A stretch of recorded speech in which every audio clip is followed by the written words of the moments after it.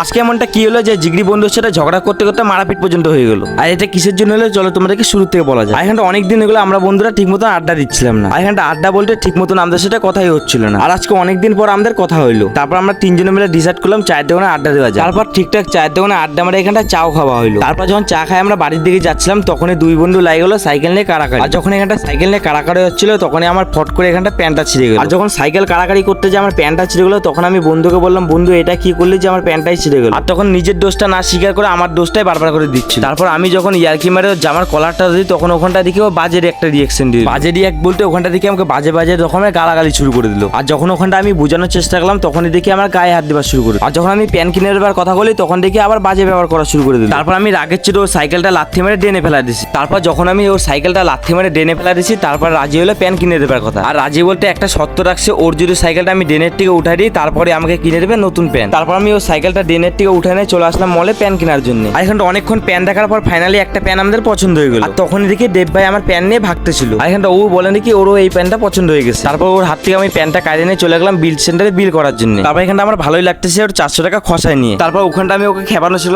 যাক এই চক্করে আমার পয়লা বৈশাখের বাজারটা হয়ে গেল। তারপর মিনিশের মধ্যে আমাদের বন্ধুত্বটাও ঠিক হয়ে গেল।